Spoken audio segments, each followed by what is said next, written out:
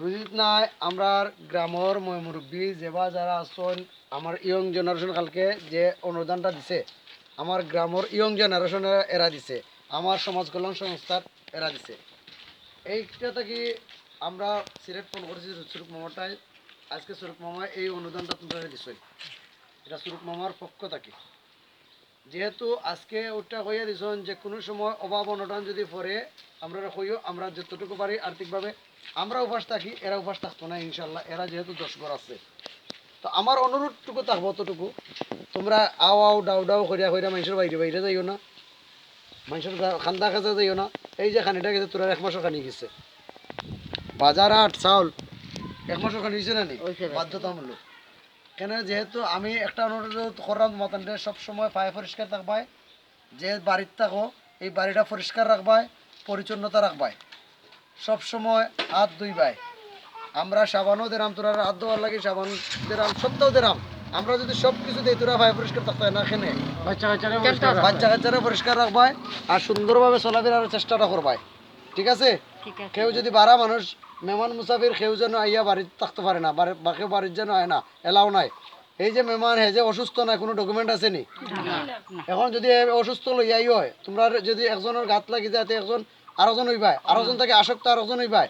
বাধ্যতামূলক এক এক করে সব ধ্বংস হয়ে যায় আস্তা গাও চড়াইলি ভাই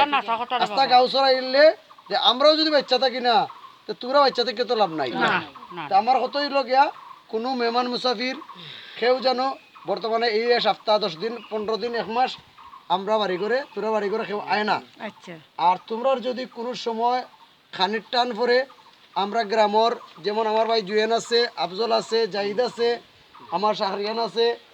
আমি আছি আমার গ্রামের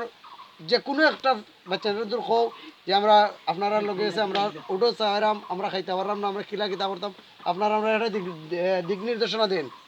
অটোমেটিকলি আমরা গ্রামের ইয়ং জেনারেশনে বাট আমরা সবাই মিললা তোমরা দিক নির্দেশনা দিমু কিলা দিমু বলে আমরা খানি এনে দেই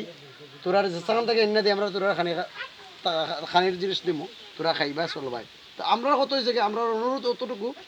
যে আমরা 10 ঘর মানুষ তোরা কিন্তু হিন্দু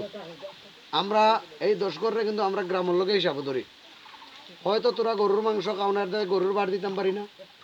হয়তো বা তোরা সিন্নি খাও না আমরা মুসলমানের এতে আমরা সিন্নি দিতে পারো না কিন্তু আজকে কিন্তু আমরা সামনে দিয়ে আমরা রমজান আমরা কিন্তু রমজানের লাগে আমরা মুসলমানের লাগে আমরা একটা অনুদান তৈরি করলাম কিন্তু আমরা মাইন্ডটা আইছে যে এই করোনার সময় আমরা এই মানুষগুলো বিভ্রান্তিতে আছে খুব কষ্টে আছে এরা লগে দিন মজুর মানুষ এরা দিনে তো আনে দিনেতে খায় এরার লাগে কোনটা করতেইব এরা কোনটা দিতেইব এর গতিকে আমরা চিন্তা না করে আগে তোমরা চিন্তাটা করলাম তোমরা চিন্তা করো আমরা রমজানে তো বাড়াইতে পারতাম নাই আমরা কোনটা করতাম নাই এর জন্য তোমরা আগেও আমরা দেরাইলাম তো রমজানও হয়তো বা কোনো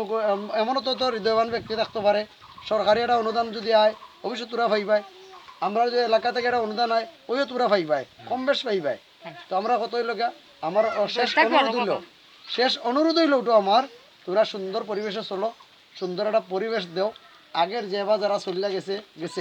এখন আমি চাইরাম হিন্দুর এমনও হিন্দু সকল ফ্যামিলি আছে দেখলে আলাদা একটা সৌন্দর্য লাগে কিন্তু আমরা তোমরা বাড়িতে গেলে লাগে আমরা ফসা এমনও আছে মুসলমান সকল হিন্দু বাড়ির থেকে খায়নি কিন্তু তোমরা মানুষ একটা চাও খাইতে চায় না খেনে তোরা পরিবেশ নাই আমরা হচ্ছে তোরার পরিবেশ নাই এখন তোমরা পরিবেশ তৈরি করো সুন্দর পরিবেশ তৈরি করো আমরা তোমরা লাগি সর্বপ্রকারে যদি আমরা তোমরা লাগে অতটুকু ত্যাগ স্বীকার করতাম পারি তাহলে তোমরা এখানে পায়ে পরিষ্কার থাকতে না ঠিক আছে আমার অনুরোধ থাকলো তোরা পায়ে পরিষ্কার থাকো সুন্দর থাকো ঠিক আছে যাও তো বাড়ি করে যাও আর যে সব ওখানে বাড়াইও না মেহমান মুসাফির যেন আয় না ঠিক আছে এমন 1 মাস পরে